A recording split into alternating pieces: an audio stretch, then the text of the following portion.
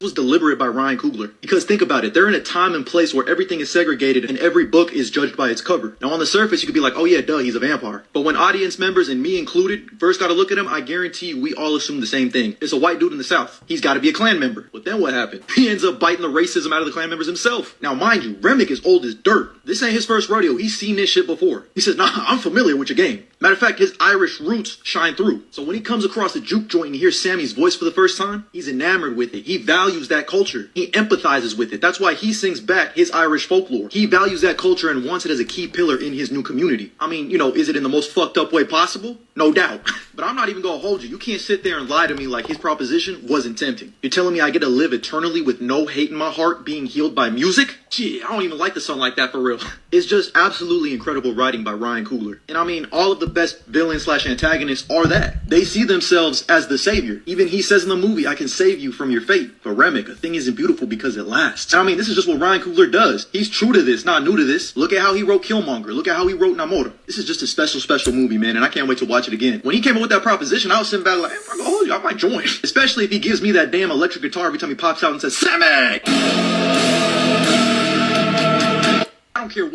Turned into a vampire, and he came back to the door of the juke joint hoping to be invited in.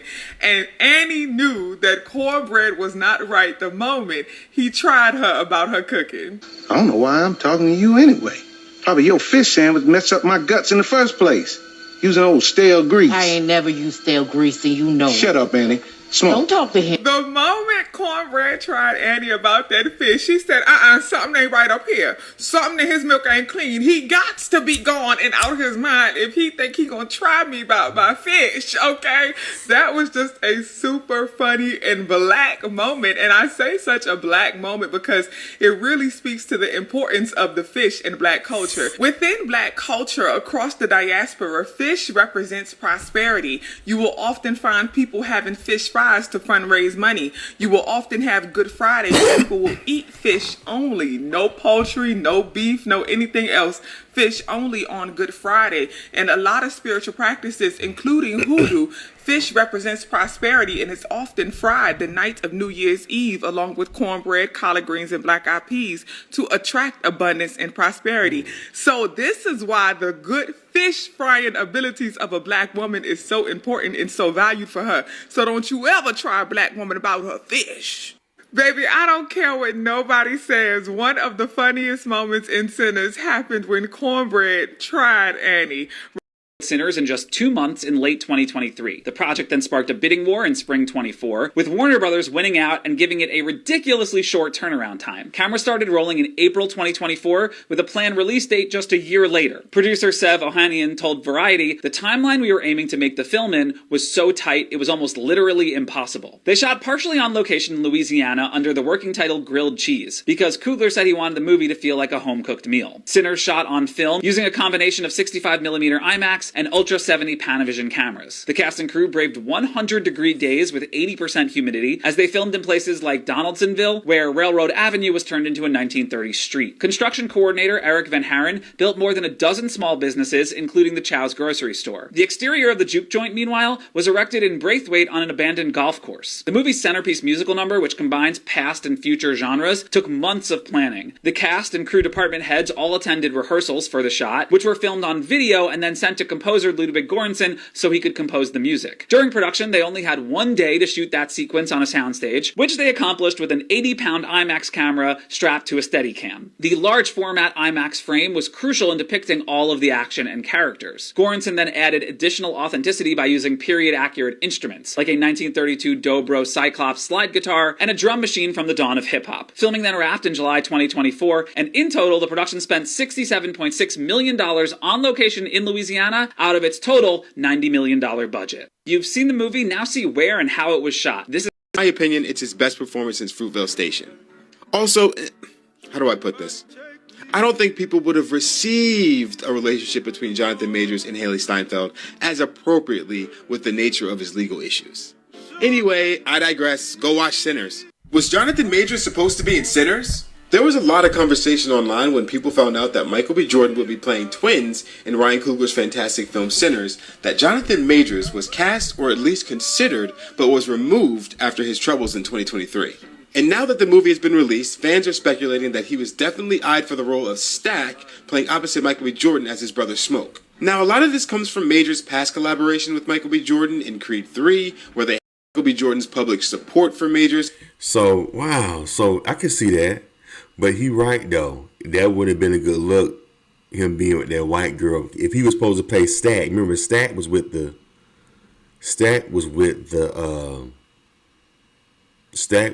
white girl. Stack was with the white girl.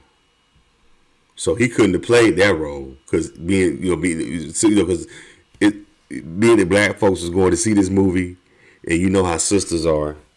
Yeah, I don't think he could have played that role. Stack. He could have played Smoke. He could have played Smoke. He could have played Smoke. But I wonder what Michael B. Jordan would have took to being, second fiddle to Jonathan Major. Like, you know what I'm saying? Like he would have died early in the movie had he played. Michael B. Jordan could have played Stack, and Jonathan Major could have played his older brother, because he looks older than him anyway. Jonathan Major could have been his older, and because Smoke was the older brother, right? Because he was like, you always looked after me. I'm thinking Smoke was the older brother, so he definitely could have played. He could have played Smoke. He could have played Smoke and been with Mary, the black woman. You see what I'm saying? But then people probably would look there like, no, now you want to be with the black woman? People always want to mingle reality with fiction. You know what I'm saying? So yeah, I don't know. Maybe he could. Yeah, I don't know. But Michael B. Jordan, he actually did a great job playing both of them, so it worked out fine. That's actually pretty dope. Him playing twins, and he actually did a good job.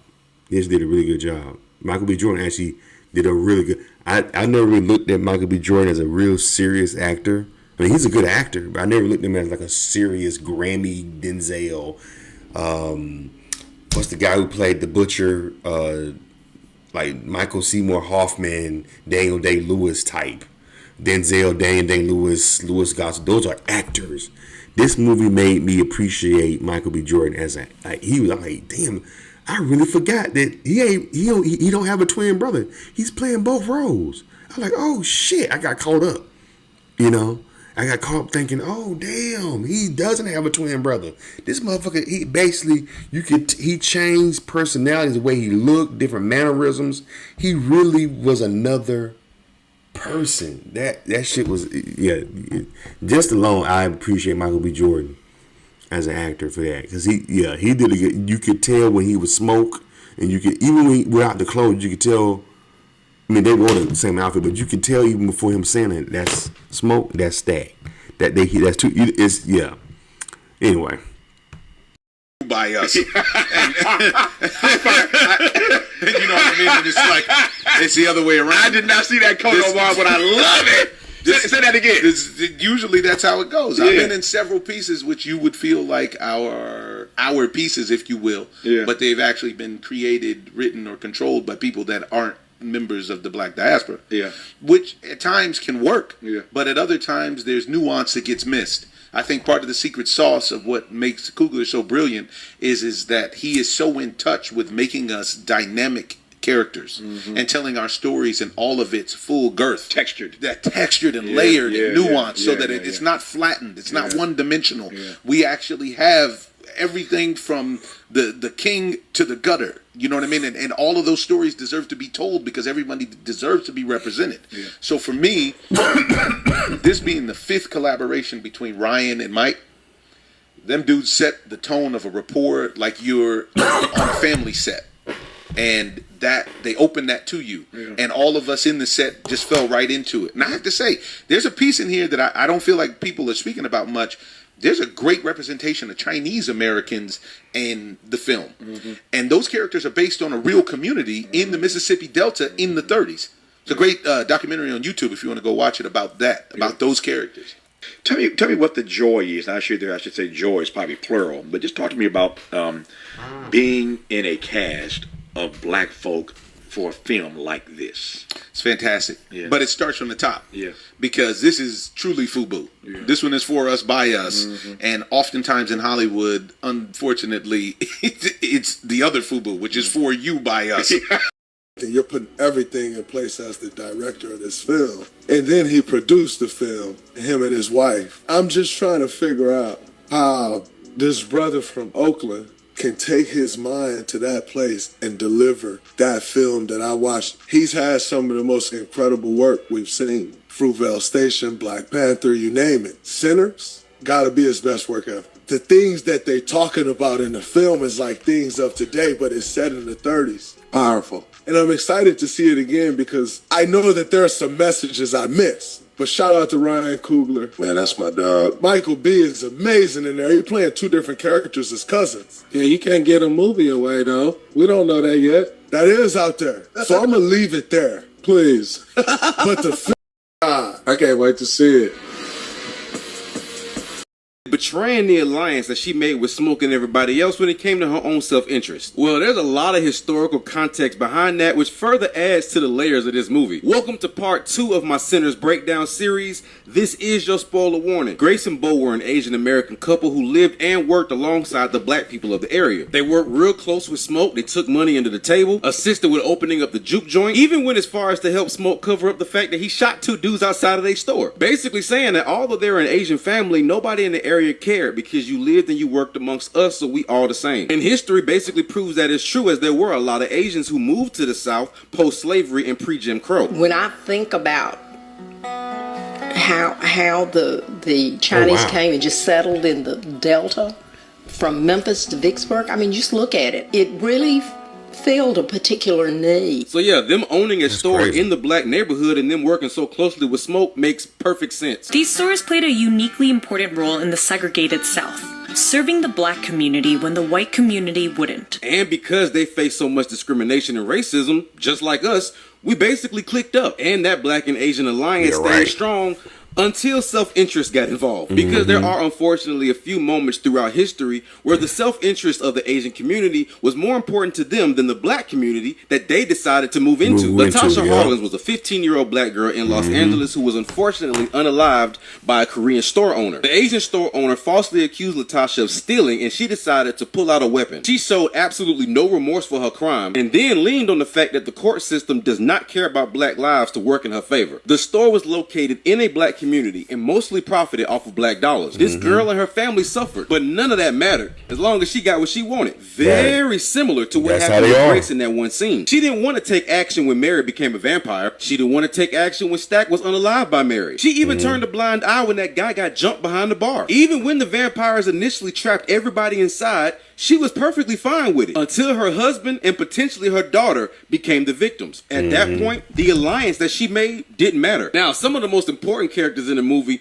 were the Native Americans, who were basically vampire hunters. The Native American people are the people of this land, so if there's anyone who knows about all the dangers of it, it would be them. Yet when they tried to warn that lady that Remick was a danger inside of their house, she didn't care. She valued loyalty to her own skin color and her hatred for other people more than she did her own safety. The presence of the Native American vampire hunters was to show you just how long this evil has been on this land. And see, Remick, he ain't the villain you think he is. Because you know, Ryan Coogler is great at making us question if the villain of the movie is actually a villain. Y'all just stay tuned for part 3, man, because it's a lot more to discuss. So I'm sure we're all the umbrella of ATRs or African traditional religions.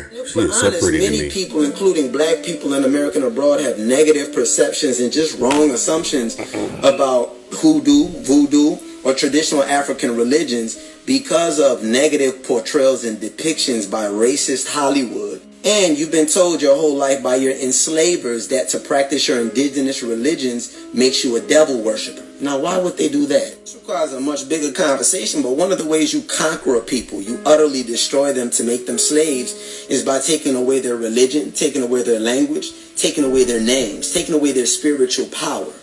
And when you study our history, that's exactly what happened to us. Another reason this movie is revolutionary is because it depicts hoodoo as what it is. Ancestral, healing, and protective. Because if we're honest, Annie, as the hoodoo worker, having that insight, having that ability to create remedy and healing, She's the real MVP of this movie. Right. But what's truly amazing is Wunmi Masaku talked about how her character in Sinners helped her connect with her Nigerian heritage even better. Actor Wunmi Masuku's portrayal of Annie allowed her to explore a deeper connection to her Nigerian heritage, particularly the Yoruba spiritual practice of Ifa. Masaku said her portrayal of Annie in the movie deepened her connection to her Nigerian heritage, particularly the Yoruba tradition of Ifa. In her own words, she expressed, "I feel like Annie changed me on a vibrational level.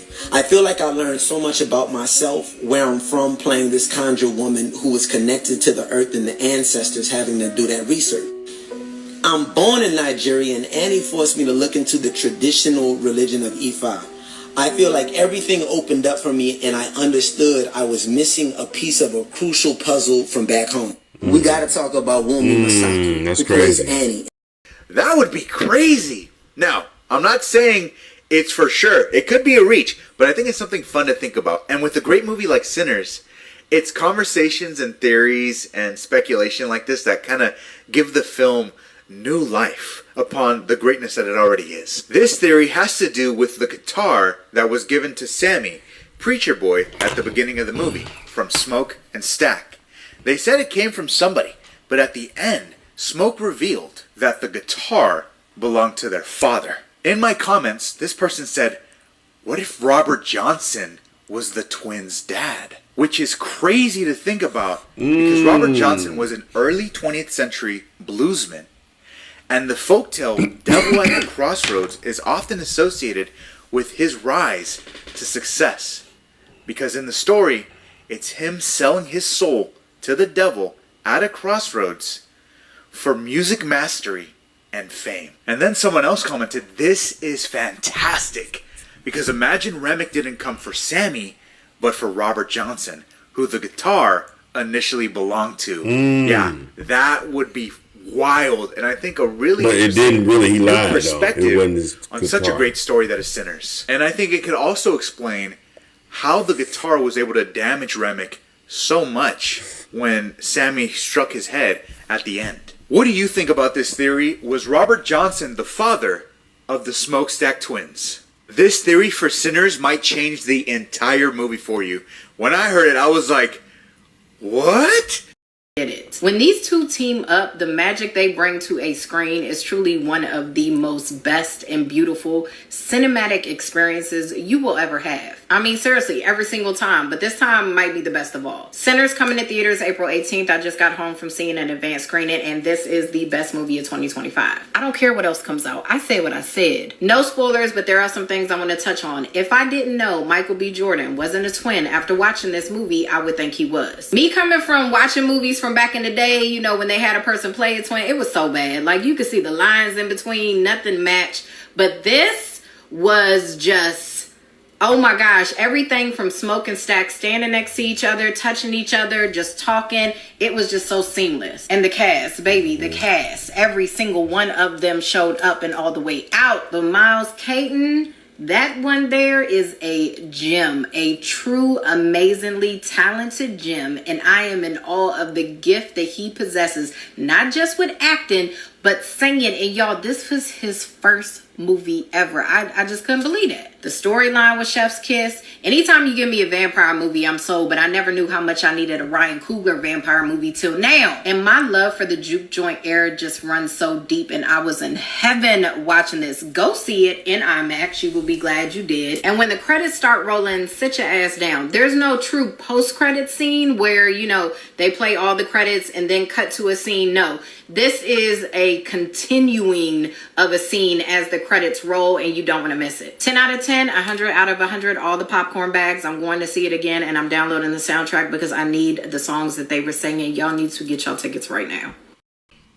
Talk a little bit about that and why everyone in Sinners looks so good, why the light complements them so well, why when we look at other places and we see them not being lit correctly, in this movie, they look so beautiful. Honestly, I think, like, I'm not trying to overlight a black person. Like, these are my people. Like, I don't feel like we need to shine extra light on someone just to see someone, right?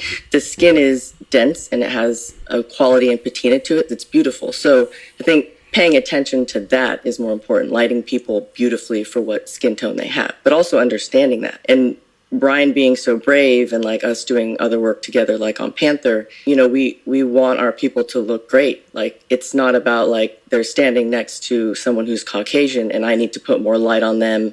Like, everyone's treated the same, you know, just because they're varying skin tones doesn't. Anyway, y'all, this is people talking about this movie, man. The movie's good, man. Y'all gotta check it out. I'm actually thinking about going to see it again myself, but it's gonna be in theaters for a while. Cause people are slowly. This is gonna be one of them ones that people are gonna eventually start going to see late because people are talking about it and people are slowly. Because I didn't even know about the movie. Well, I knew about it, but I was like, I ain't really interested. Then I seen people just start talking about it on the internet, and then I went the following week to go see it. I didn't go the first week it came. I didn't really, care. I was like, I ain't really interested. But then I was like, wait, people talking about how it's a vampire movie? I'm like, wait a minute. I thought it was on some spiritual shit, but it is some spiritual parts in it, but I thought that was the main focus of the movie, but it's actually about some other stuff. And it says vampires. I was like, oh, wait a minute. A brother doing a movie about vampires? Oh, shit. And it ain't comedy? Because usually it'd be like, vampires in Brooklyn and some shit like that. Or what's the other one that Mike Epps did where Cat Williams played a vampire? That was a comedy. So I was like, oh, this is some dramatic shit. And it's vampires and black people. So I was just curious about it. So I went to go see it and I was thoroughly amazed. And I'm thinking about going to see it again. Y'all should check it out too. If you haven't seen Sinners, you'll be glad you bought it. It actually made me, I'm like, wow, I haven't felt this feeling about a movie in a long time. You know what I'm saying? Since I think the last movie I felt this kind of way about a little bit was the movie with Jeffrey Wright where he got nominated. I forgot the name of it. But